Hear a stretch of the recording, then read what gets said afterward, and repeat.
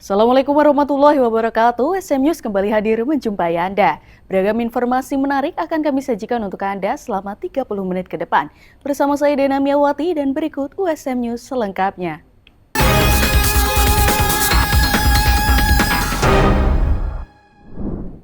Training legislatif kembali digelar.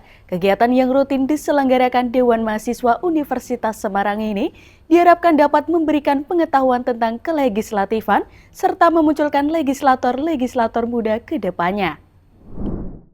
Dewan Mahasiswa Universitas Semarang sukses menyelenggarakan kegiatan training legislatif dengan tema Visionary Young Legislator Uniting Law, Ethics and Strategy in Real Action di Gedung Insinyur Wijatmoko Universitas Semarang baru-baru ini. Kegiatan ini turut dihadiri 120 mahasiswa, antara lain delegasi FL2MI, Forum Lembaga Legislatif Mahasiswa Indonesia Semarang Raya dari Undip, Unika, Universitas BPD, serta mahasiswa umum USM. Rina Eka Gustiana selaku ketua pelaksana kegiatan tersebut mengungkapkan, pemilihan tema didasari oleh pentingnya mengenali kelegislatifan saat menjadi mahasiswa, terutama yang tergabung pada organisasi, agar bisa mengetahui lebih dalam tentang apa itu legislatif. Ini tuh sebenarnya kan acara rutinan kita setiap tahun gitu Kak, setiap tahun, dan juga intinya kayak kita ngasih ilmu terkait tentang kelegislatifan untuk semuanya. Terutama kita tuh fokusinya ke anggota yang ikut organisasi, biar tuh mereka juga tahu kalau legislatif tuh seperti apa. Kalau di pemerintahan, legislatif itu seperti DPR. Kalau di tingkat kampus, di USM ini namanya Dewan Mahasiswa, seperti itu. Jadi nanti terkait fungsi legislatif, tugas-tugasnya, perannya seperti apa, terus nanti kita juga bagaimana tata cara merumuskan peraturan, mengesahkan peraturan, terus nanti juga ada bagaimana teknikal sidang, seperti itu. Setelah mengikuti kegiatan training legislatif ini, mahasiswa diharapkan mengetahui terkait fungsi legislatif, peran dan tugas legislatif, bagaimana cara merumuskan peraturan, mengesahkan peraturan, serta mengetahui bagaimana terjadinya teknikal sidang. Rina Eka Gustiana menambahkan dengan terselenggaranya kegiatan rutinan ini, dapat tercipta legislator muda yang bisa memegang peran penting dalam pemerintahan.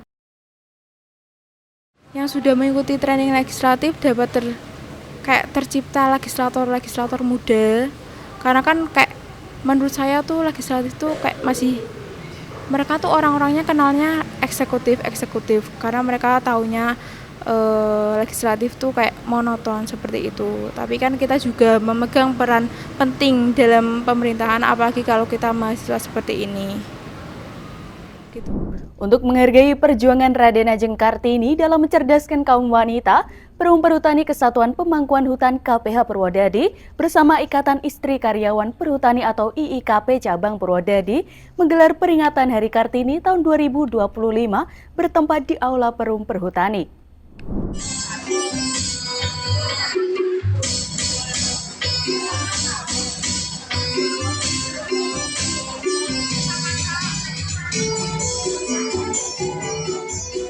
IKKP Perum Perhutani KPH Perhutani baru-baru ini menggelar peringatan Hari Kartini yang digelar di Aula Perhutani Purwodadi. Dalam kegiatan tersebut diisi berbagai lomba, diantaranya lomba fashion show dan sambung lagu oleh para istri karyawan. Banyak kelucuan dan kekocakan dalam lomba tersebut.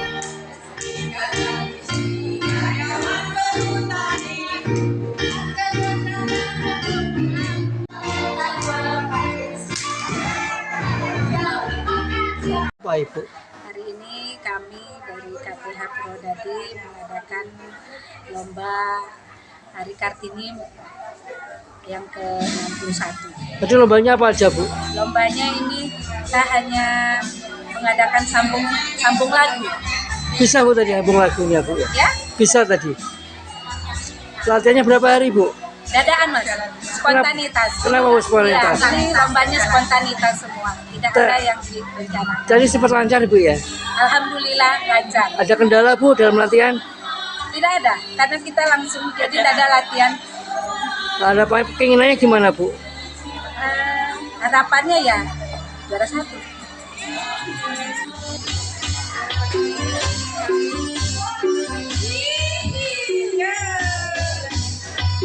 Inilah peserta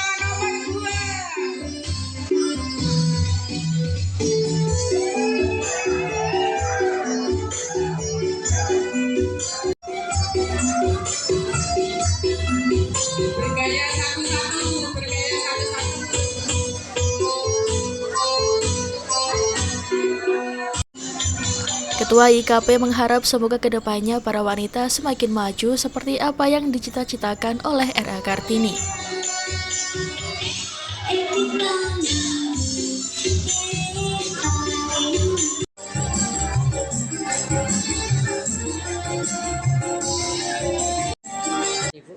Ya, pagi ini kami dari IIK KPH Purwodadi mengadakan acara Hari Kartini yang ke-61. Habis gelap terbitlah terang. Ya. Untuk persiapan para anggotanya gimana, Bu? Ya, persiapannya sekitar 1 pekan ya, karena kemarin memang acara ini berurutan dengan bersamaan dengan Lebaran ya, jadinya ini serba dadaan, tapi alhamdulillah meriah dan banyak yang hadir. Lombanya apa aja ini, Bu? Untuk kali ini lomba sambung lagu, kemudian fashion show, dan nanti ada lomba kejutan. Untuk fashion show apakah mereka seperti model seperti itu, Bu? Ya, keluasan yang berkaitan dengan Kartini. Bu, dalam hal ini Bu yang dipilih apa aja Bu nanti, Bu? Ya nanti dari keluasan, terus ini keserasian pakaian, rapi, kemudian ya kelihatan cantik yang mirip Kartini gitu. Harapannya apa, Bu? Harapannya kedepannya kita semakin maju dalam seperti apa yang diciptakan oleh Kartini. Program beasiswa internasional untuk mahasiswa asing di Universitas Brawijaya menarik perhatian global. Hal ini terbukti dalam jumlah pendaftar beasiswa yang berjumlah 2.300 orang dari 67 negara. Jumlah ini naik pesat dari tahun sebelumnya. Para calon mahasiswa ini kemudian diseleksi oleh Kantor International Office UB untuk mendapatkan beasiswa yang tersedia. Mereka dapat menggunakan beasiswa yang ada untuk menempuh pendidikan sarjana, magister hingga doktor di berbagai program studi yang ada di Universitas Brawijaya. Sebanyak 2.300 pendaftar dari 67 negara mengikuti seleksi beasiswa mahasiswa asing untuk masuk ke Universitas Brawijaya. Jumlah ini naik pesat dari tahun sebelumnya. Ditemui di sela proses seleksi secara daring, Direktur International Office Universitas Brawijaya Dr. Didi Hartono mengaku gembira dengan hasil tersebut. Jumlah pendaftar ini menunjukkan bahwa nama Universitas Brawijaya semakin dikenal di berbagai negara sebagai salah satu kampus terbaik di Indonesia. Para pendaftar ini berasal dari Asia Tenggara, Asia Tengah, Timur Tengah, Afrika, Eropa, hingga Amerika. 24 tahun kemarin adalah sekitar 300 pendaftar mahasiswa asing. Nah, tahun ini berkat kita blasting informasi, kita melakukan marketing yang tepat dan juga dengan arahan oleh Pak Rektor dan juga Pak Wakil Rektor 1, maka alhamdulillah tahun ini UB diserbu ya, istilahnya diserbu dengan sekitar 2.300 mahasiswa asing. Jadi jumlahnya luar biasa banyak. Nah, karena memang kita berusaha memfokuskan pasar ya, pasar mahasiswa asing di tidak negara tertentu saja, tapi kita semua sekarang, maka akhirnya berhasil kita, terutama ini ada 67 pendaftar, 37 negara pendaftar. Jadi alhamdulillah UB sudah mulai worldly recognized, jadi mulai terkenal di luar negeri. Jadi nama kita lumayan terkenal sehingga banyak mendaftar dari Asia Tenggara, Asia Tengah, Asia Selatan, Timur Tengah, Asia Timur, Afrika hingga Eropa, dan juga beberapa dari US dan juga Australia. Melalui program beasiswa ini diharapkan jumlah mahasiswa asing yang menempuh pendidikan di kampus Universitas Brawijaya semakin meningkat sehingga mampu meningkatkan reputasi kampus secara global. Para mahasiswa ini dapat menempuh pendidikan untuk program sarjana, magister hingga doktor. Dari Malang, tim liputan UB TV melaporkan untuk QSM TV.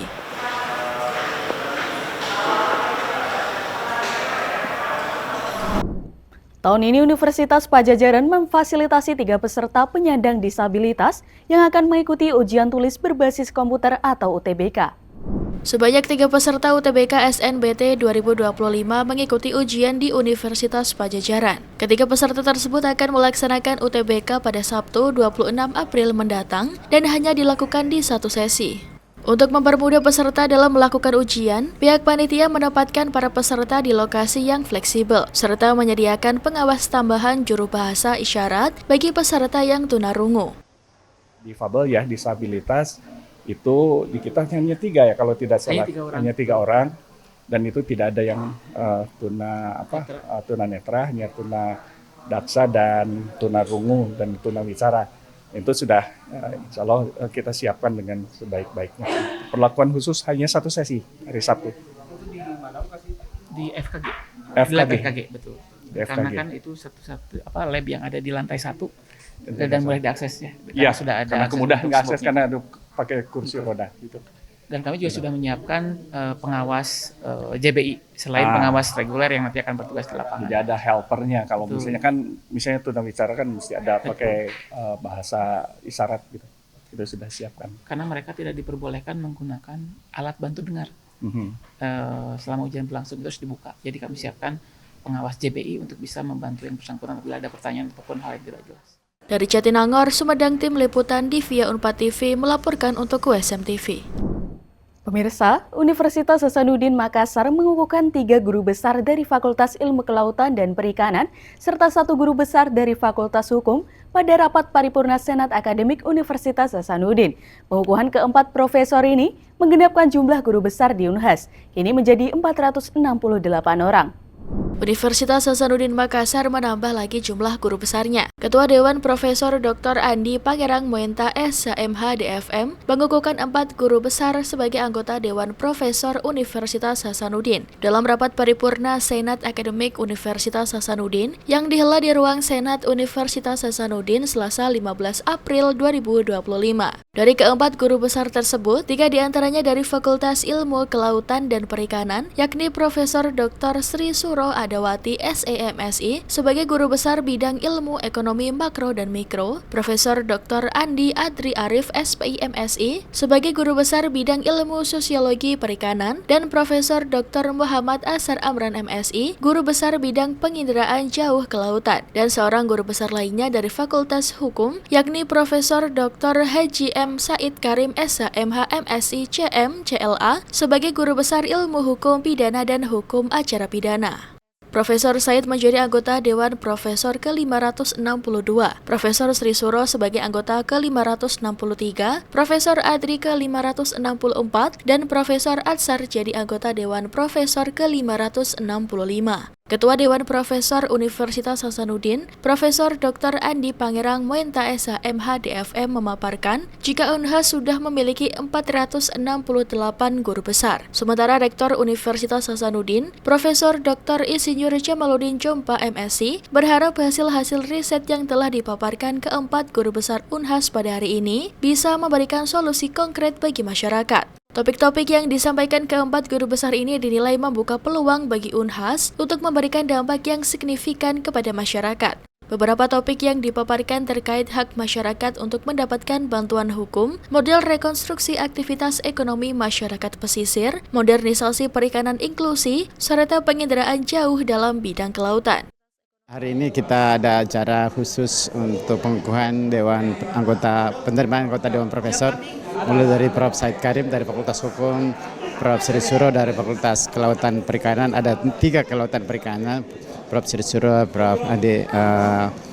Adri, dan juga Prof. Ansar Amran. Jadi alhamdulillah mereka semua menyampaikan pidato singkat tapi bernas ya, memberikan update pemikiran-pemikiran yang sangat inspiratif ya, memberi solusi terhadap beberapa hal yang saat ini dihadapi oleh bangsa, oleh masyarakat Indonesia, sehingga kita berharap Unhas selalu hadir di dalam sendi-sendi kehidupan, memberi manfaat, memberi dampak terhadap perubahan yang signifikan, perubahan positif untuk menjadikan Indonesia emas tahun 2045 dalam berbagai bidang. Sehingga hari ini saya anggap acara ini sangat penting sebagai momen yang perlu kami garis bawahi, kami perlu bukan hanya peringati secara seremonial, tapi juga memberi makna untuk terus kita pupuk ya dimensi-dimensi yang terkait dengan apa yang harus dikembangkan oleh universitas. Ya. Karena itulah pentingnya, itulah gunanya ada universitas yang hadir di tengah-tengah masyarakat untuk selalu memberi solusi. Profesor JJ sapaan akrab dari Guru Besar Ilmu Kelautan ini menegaskan, jika profesor bukan hanya gelar, namun tolak ukurnya terdapat pada kebermanfaatan tiap-tiap individu di masyarakat. Profesor JJ juga berpesan agar para guru besar yang telah dikukuhkan agar terus menghasilkan solusi konkret bagi masyarakat. Iva Aisyah Rahman, Muhammad Syaiful, Unas TV. Di Grobogan, Jawa Tengah terdapat sebuah gereja yang berusia ratusan tahun. Gereja tersebut masih kokoh meski hampir seluruh konstruksi bangunan terbuat dari konstruksi kayu jati dan masih digunakan untuk kegiatan ibadah.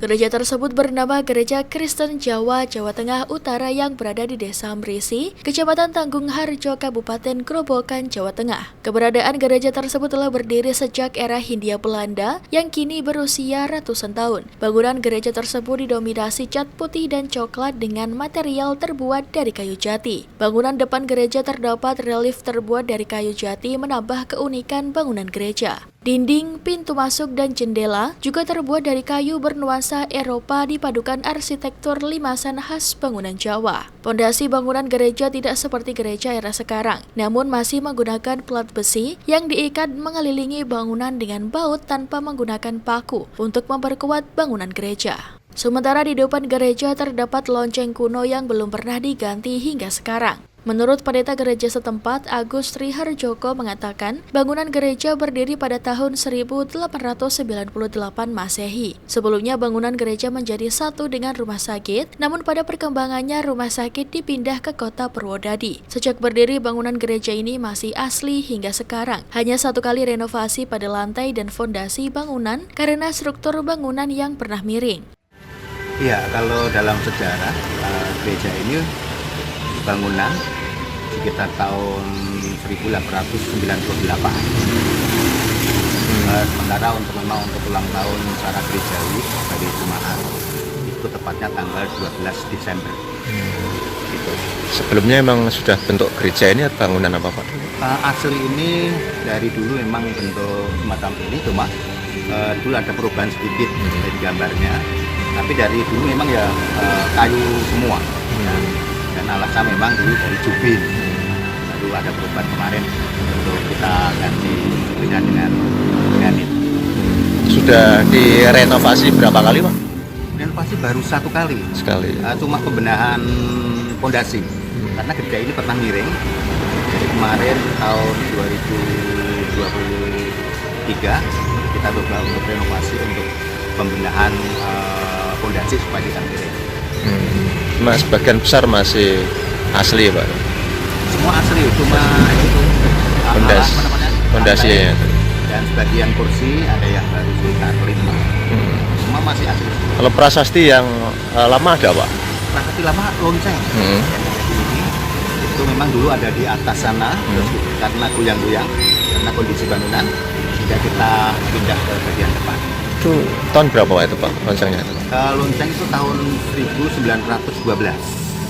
Ya, itu dari persembahan sekolah minggu di Jerman. Lonceng yang diperkirakan dibuat tahun 1912 Masehi tersebut persembahan dari sebuah sekolah di Jerman. Kini untuk memperkokoh tiang penyangga lonceng yang dinamakan Menara Lonceng Rahmat pada tahun 2013 dibuatkan menara lonceng dari konstruksi beton agar semakin kokoh. Hingga saat ini gereja yang berusia 127 tahun lebih tersebut masih digunakan untuk kegiatan ibadah 250 umat Katolik di wilayah Kecamatan Tanggung Harjo dan Kedung Jati. Pemirsa, dalam DNA hip-hop terkandung unsur kritik sosial. Lewat genre budaya populer ini, dua pegiat seni tari Amirah Seket dari Amerika Serikat dan Vera Salaswiana Monica dari Indonesia merangkul identitas mereka sebagai Muslim untuk mendobrak pandangan negatif seputar perempuan Muslim. Informasi ini sekaligus menutup perjumpaan kita hari ini. Saksikan terus USM News hanya di USM TV. Saya Dena Miawati dan seluruh kru yang bertugas pamit undur diri. Terima kasih. Wassalamualaikum warahmatullahi wabarakatuh.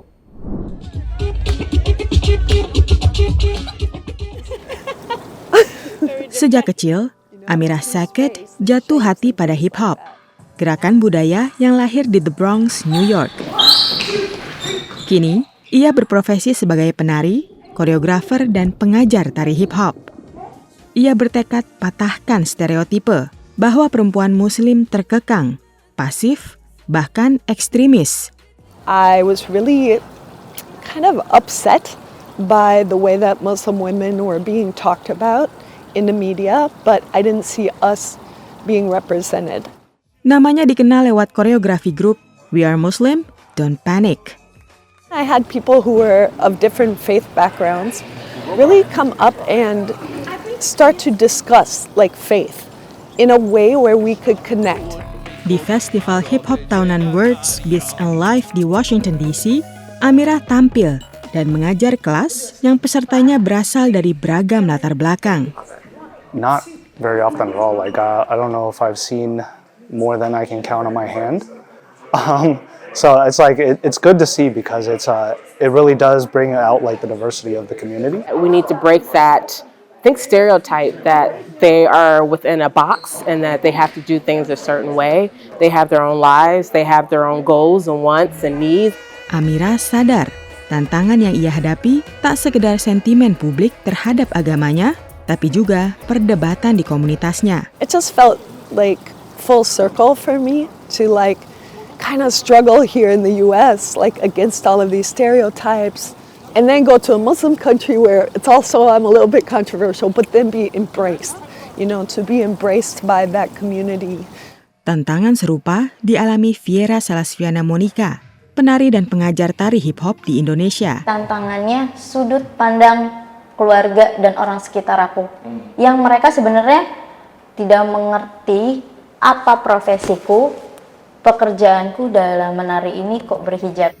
Lewat media sosial, ia unjuk keahliannya. Ada yang memuji, tapi tak jarang yang mencibir. Sempat berkecil hati, kini Viera bangkit kembali. Mau ngetik bagaimanapun, mau ngecibirin komentar apapun, ya mereka punya hak. Aku ya terima kritik sarannya mereka, aku dengerin, tapi bukan berarti aku yang kayak ya bodoh amat, nggak terlalu peduli. Yang aku maksud nggak terlalu mikirin ya, karena aku hanya fokus untuk mengembangkan diri aku. Upayanya berbuah manis. Ia memenangkan sejumlah kejuaraan dan ikut serta di ajang tari internasional. Baginya, hip hop adalah sarana berekspresi, bereksplorasi, dan berbagi ilmu. Dari hip hop aku bisa memberikan manfaat untuk orang lain, bisa memberi ilmu yang berguna untuk murid-muridku yang buktinya murid-muridku yang sebelumnya mereka tidak percaya diri, tapi di hip hop di kelasku mereka belajar ya namanya ayo percaya diri. Terlepas dari atribut dan identitasnya, Amira dan Viera ingin agar perempuan bisa mengekspresikan diri lewat cara masing-masing. Dari Washington DC dan Jakarta, Bani Rahayu, Ahadian Utama, VOA.